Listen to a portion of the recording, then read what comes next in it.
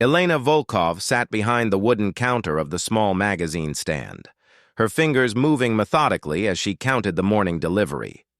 To anyone passing by the busy Moscow street corner, she appeared to be nothing more than an ordinary shopkeeper going about her daily routine. Her dark hair was pulled back in a simple bun, and she wore a plain blue dress that had seen better days. The year was 1943, and the city bore the scars of war, but life continued in whatever way it could. The magazines she counted told stories of Soviet victories, propaganda pieces meant to boost morale during the darkest days of World War II. Elena arranged them carefully, making sure each cover faced the right direction, each stack perfectly aligned. Customers would stop by throughout the day, buying newspapers, cigarettes, and the occasional magazine. She greeted each one with a polite smile and efficient service, never saying more than necessary. What none of them knew was that Elena's real work began when the sun set and the city fell into darkness. Colonel Dmitry Petrov had been watching the magazine stand for 3 weeks. It wasn't the magazines that caught his attention, but rather the woman who ran it. Something about her movements seemed too precise, too controlled for someone who simply sold reading material to passers-by. He had served in the military for over 20 years and had developed an eye for spotting people who carried themselves like soldiers. The first time he noticed her, he had been walking past on his way to a meeting at military headquarters. She was counting magazines, but her eyes weren't focused on the publications in her hands. Instead, she was scanning the street, noting every person who walked by, every vehicle that passed. Her gaze lingered on the rooftops across the street, calculating angles and distances with the kind of precision that came from training. Colonel Petrov was responsible for coordinating special operations in the Moscow region, and he knew that many civilians had been recruited for covert activities. The war had created a need for unconventional soldiers, people who could blend into everyday life while carrying out missions that regular troops couldn't handle. He suspected that Elena might be one of these hidden operatives. Elena had been working at the magazine stand for 6 months, ever since she had been given this cover identity by her handlers. Her real name wasn't even Elena Volkov, though she had grown so accustomed to responding to it that sometimes she forgot her birth name. She had been recruited 2 years earlier after demonstrating exceptional marksmanship skills during basic civil defense training. The recruitment had been subtle. An instructor had noticed how she could hit targets at distances that impressed even experienced soldiers. Within weeks, she was approached by a man who claimed to work for a department that didn't officially exist. He offered her a chance to serve her country in a way that few others could. The training that followed was unlike anything she could have imagined. For 18 months, she learned skills that transformed her from an ordinary citizen into something far more dangerous. She studied ballistics, wind patterns, and trajectory calculations until she could perform complex mathematical equations in her head while under pressure. She learned to estimate distances by sight, to account for weather conditions, and to remain perfectly still for hours at a time. Most importantly, she learned to kill with a single shot from distances that seemed impossible. The magazine stand was her base of operations. The small apartment above it served as her home, but more importantly, it provided access to the building's roof. During her off hours when the streets were empty, she would climb through a carefully concealed hatch and take up position with her rifle. Her targets were specifically chosen enemy operatives, collaborators, and high-ranking officials who posed threats to Soviet operations. Elena's handler had chosen her cover identity carefully. A magazine vendor was invisible, someone people passed by without really seeing. The location was perfect too, situated at an intersection where she could observe multiple streets and note patterns of movement. The routine of counting magazines gave her a legitimate reason to be handling papers and packages, which provided cover for receiving coded messages and new mission parameters. On this particular morning, as Elena arranged the latest delivery of publications, she noticed the same military officer walking past for the 3rd time in a week. He was trying to be subtle about it, but she had been trained to spot surveillance. The man wore the uniform of a colonel, and his bearing suggested someone with significant authority.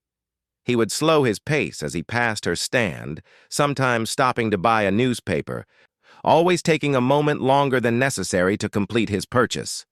Elena's training had taught her to trust her instincts, and right now those instincts were telling her that this colonel was more than just a curious passerby.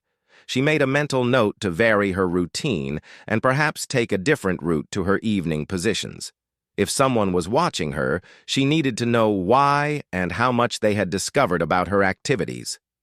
Colonel Petrov decided it was time for a more direct approach.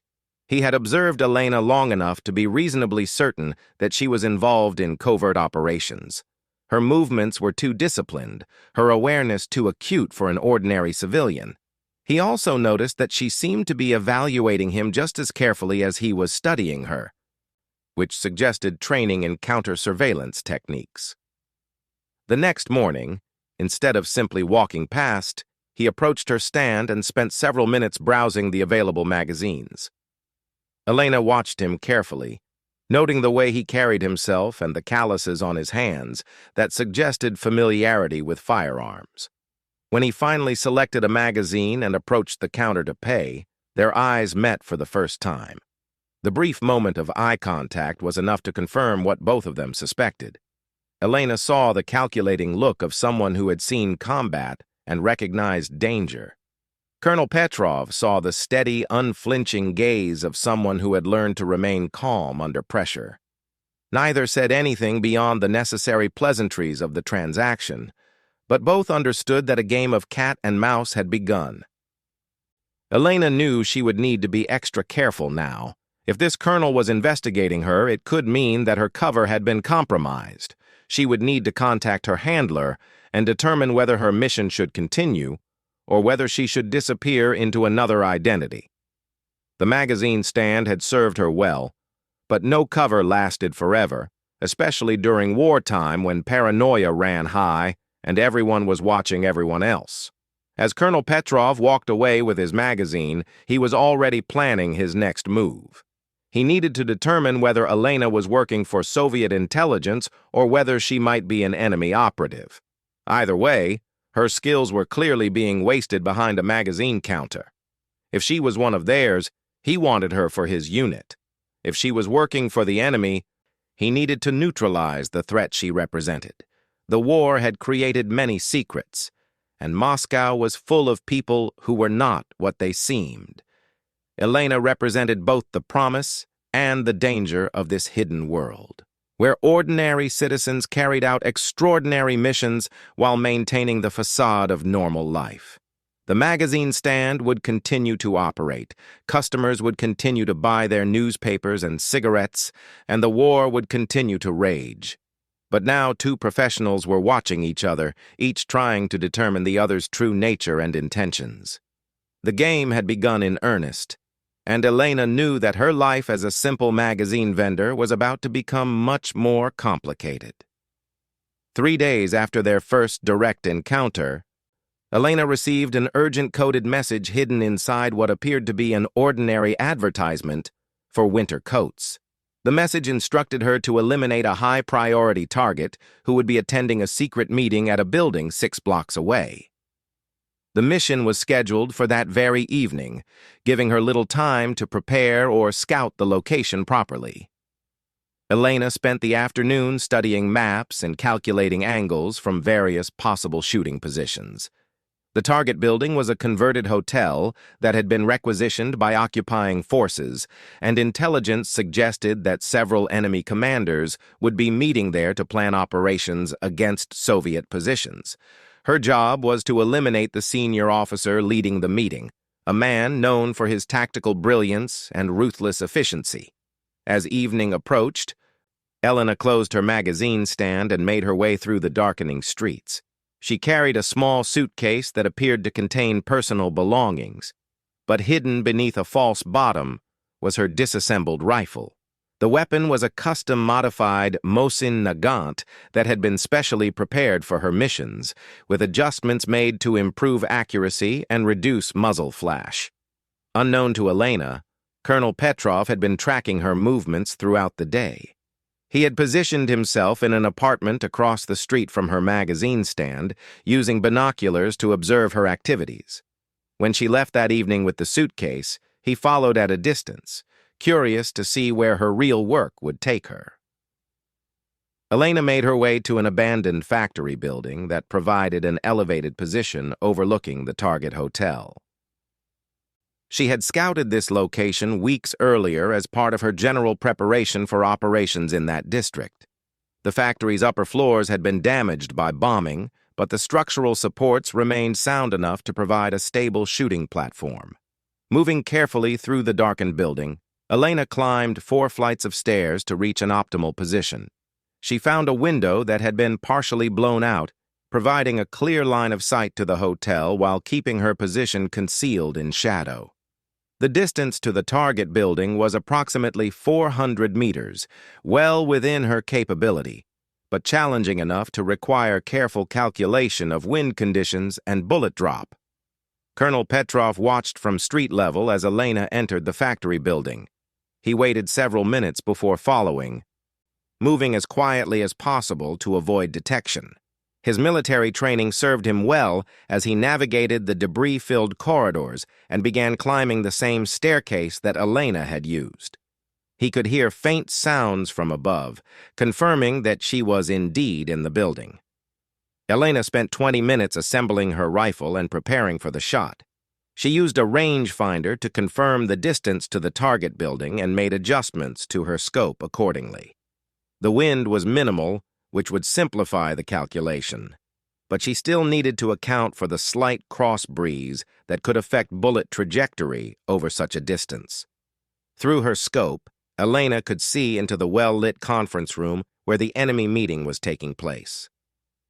Several officers in unfamiliar uniforms were gathered around a large table covered with maps and documents. She identified her target based on the description she had been given. A tall man with graying hair who appeared to be directing the conversation and pointing out locations on the maps. As Elena prepared to take the shot, she heard a slight sound behind her. Her training immediately kicked in, and she recognized the sound of careful footsteps on broken concrete. Someone else was in the building, and they were moving toward her position. She had perhaps 30 seconds before her target would move away from the window, but she also had to deal with whoever was approaching her. Colonel Petrov reached the 4th floor and could see light filtering through a doorway at the end of the corridor. He approached carefully, staying close to the wall to minimize the chance of being heard. As he drew closer, he could make out the silhouette of a person positioned at a window with what was clearly a rifle. The person was completely focused on whatever target they were preparing to engage. Elena made a split-second decision. Her mission took priority over her personal safety, and she had one clear shot at her target before he moved away from the window. She steadied her breathing, aligned her crosshairs, and gently squeezed the trigger. The rifle fired with a suppressed crack that echoed through the empty factory building. The bullet traveled across the 400 meters in less than half a second, striking the target precisely in the center of his chest. Through her scope, Elena saw the man collapse immediately, causing chaos in the conference room as the other officers scrambled for cover and tried to determine where the shot had come from. The moment after firing, Elena began the process of quickly disassembling her rifle. She knew she had perhaps 5 minutes before enemy forces would begin searching the surrounding buildings for the shooter's position. As she worked to break down the weapon, she heard a voice behind her speak in accented Russian. "Impressive shot," Colonel Petrov said, stepping into the light. 400 meters in minimal wind conditions, perfect center mass placement. That kind of marksmanship requires serious training. Elena turned slowly, keeping her hands visible but ready to defend herself if necessary. She found herself facing the same military officer who had been observing her magazine stand. His uniform indicated Soviet allegiance, but she couldn't be certain of his intentions or whether he represented a threat to her mission. "I think there's been a misunderstanding," Elena said calmly, continuing to disassemble her rifle as she spoke. I was just seeking shelter in this building when I heard what sounded like gunfire from somewhere outside. Colonel Petrov smiled grimly. Your cover identity as a magazine vendor is quite good, but it has some limitations. For instance, magazine vendors don't typically carry custom sniper rifles or demonstrate the ability to make precision shots under combat conditions. Elena finished breaking down her weapon and secured the components in their concealed compartments within her suitcase. She realized that her cover had been completely compromised. But she wasn't sure whether this colonel represented friendly forces or some kind of security threat to her operation. "Who are you?" she asked directly, abandoning any pretense of maintaining her civilian identity. "Colonel Dmitry Petrov, Special Operations Command," he replied, producing identification documents. "I've been tracking Soviet assets in this area, and I believe you're exactly what I've been looking for." Elena examined his credentials carefully. They appeared authentic, but documents could be forged, especially during wartime when official paperwork was often improvised or created under emergency conditions. She needed more proof of his legitimate authority before trusting him with information about her activities. "If you're really who you claim to be," Elena said, "then you should be able to tell me about Operation Blackbird." Colonel Petrov nodded approvingly. Blackbird was a reconnaissance mission conducted 3 months ago in the Kursk sector. It was compromised when one of our radio operators was captured, but the primary objectives were achieved. The operation is classified at the highest levels, so your knowledge of it confirms that you're working for Soviet intelligence. This information satisfied Elena that the colonel was legitimate. Operation Blackbird had been mentioned in one of her briefings as an example of the kind of work her unit might be asked to support, but it wasn't something an enemy operative would likely know about in such detail. "Your sniper designation is Ghost 7, Colonel Petrov continued. "You've been operating under the cover identity of Elena Volkov for 6 months, with a magazine stand serving as your base of operations. Your handler is someone codenamed Raven, and you've successfully completed 11 high-priority elimination missions." Elena was stunned by the accuracy of his information. Either this man had access to files that contained her complete operational history, or he represented a serious security breach in her chain of command. Either way, her current situation had become extremely complicated. "What do you want?" she asked simply. Colonel Petrov gestured toward the window where she had just completed her mission. "I want soldiers like you working directly under my command instead of operating through intermediary handlers. The war is entering a critical phase, and I'm building a special unit for missions that require your particular skills." Before Elena could respond, they both heard the sound of vehicles approaching the factory building. Her shot had been detected more quickly than expected, and enemy forces were already beginning their search for the shooter. They needed to leave the building immediately or risk capture. Colonel Petrov moved toward a staircase that led to the building's rear exit. "We can continue this conversation later, but right now we need to get out of here. Your cover as Elena Volkov is probably blown after tonight, so you're going to need new arrangements anyway." Elena followed him through the darkened corridors, carrying her suitcase and trying to process everything that had happened in the last few minutes.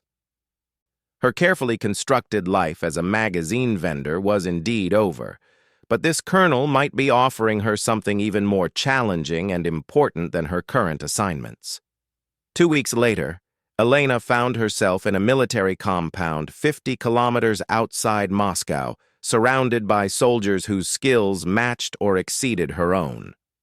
Colonel Petrov had been true to his word about creating a special unit, and the facility where she now trained was unlike anything she had experienced during her original recruitment and preparation. The compound housed 37 specialists, each with unique capabilities that made them valuable for unconventional warfare. There were demolitions experts who could bring down bridges with precisely placed charges, communications specialists who could intercept and decode enemy transmissions, and infiltration experts who could assume false identities so convincing that they fooled even trained intelligence officers. Elena's reputation as Ghost 7 had preceded her arrival at the compound. The other soldiers treated her with a mixture of respect and curiosity, particularly after word spread about her successful elimination of the enemy commander from 400 meters under combat conditions. Several of them had attempted similar long-distance shots during training exercises, and they understood the level of skill required to achieve consistent accuracy at such ranges. Colonel Petrov had restructured the unit's training program to take advantage of Elena's specific expertise. Instead of working alone as she had during her magazine stand cover operation, she now functioned as part of coordinated teams that could support and protect each other during complex missions. The training was intensive and designed to prepare them for operations behind enemy lines where traditional military support would be unavailable. Elena's first major assignment with the special unit came 3 weeks after her arrival at the compound. Intelligence had identified a heavily fortified enemy supply depot that was providing ammunition and equipment to forces threatening Soviet positions along a critical front line. Traditional bombing raids had proven ineffective due to the depot's concealed location and sophisticated air defense systems. The mission required a combination of Elena's sniper skills and the demolitions expertise of 2 other team members. Their objective was to infiltrate the area surrounding the supply depot, eliminate key personnel who coordinated security operations, and then destroy the facility's ammunition storage areas to create maximum disruption of enemy supply lines. Elena spent days studying intelligence photographs and maps of the target area. The supply depot was located in a mountainous region that provided natural concealment but also created challenges for long-range shooting due to variable wind conditions and difficult terrain. She would need to position herself at an elevation that provided clear sight lines while remaining hidden from enemy patrols and observation posts. The team departed for their mission area under cover of darkness, traveling in a civilian truck that had been modified to conceal weapons and equipment. Elena wore clothes that would help her blend into the local population if she encountered civilians, but her rifle and specialized gear were hidden in compartments that appeared to contain farming tools and household supplies. The journey to the mission area took 2 days, with the team camping in concealed locations during daylight hours to avoid detection. Elena used this time to continue studying the target area and make final adjustments to her equipment based on weather conditions and terrain observations gathered during their approach. On the evening before the operation was scheduled to begin, Colonel Petrov arrived at their temporary camp with updated intelligence about enemy movements in the area. The information suggested that security around the supply depot had been increased recently, possibly due to concerns about sabotage operations. This meant that the team would need to be even more careful about maintaining concealment and avoiding enemy patrols. The good news, Colonel Petrov explained, is that the increased security means there are more high-value targets for Elena to eliminate. The bad news is that any mistake will bring down a much larger response force than we originally anticipated. Elena reviewed the updated intelligence and identified 3 critical targets whose elimination would create the maximum disruption of the depot's security operations. The first was a senior officer who coordinated patrol schedules and communication protocols. The second was a technical specialist responsible for maintaining the depot's air defense systems. The third was a logistics coordinator who managed the timing of supply convoys entering and leaving the facility. The operation began before dawn, with Elena moving into position on a ridge overlooking the supply depot from the northwest. The distance to the facility was approximately 600 meters, which was at the extreme range of reliable accuracy for her rifle. But the elevated position provided clear sight lines to all of her intended targets. Elena's teammates moved to positions closer to the depot, where they could observe security patrols and prepare their demolition charges for the ammunition storage areas. The plan called for Elena to eliminate her targets in a specific sequence that would create confusion and draw security forces away from the areas where the demolitions team needed to work. As dawn broke, Elena could see the supply depot coming to life through her scope. Military personnel moved between buildings following routine patterns that intelligence had predicted accurately. She identified her first target, the patrol coordinator, as he emerged from what appeared to be a command post and began walking toward a communications building. Elena waited until the man was in an optimal position, isolated from other personnel and clearly visible in her scope. She accounted for the slight crosswind that had developed as the sun warmed the mountainside, adjusted her aim accordingly, and fired. The shot was perfect, striking the target center mass and eliminating him instantly. The reaction was immediate, but disorganized, exactly as the team had hoped. Security personnel began moving toward the area where their commander had fallen, trying to determine where the shot had come from while also attempting to establish communication with other parts of the facility. This confusion provided cover for Elena's teammates to begin moving closer to their demolition targets.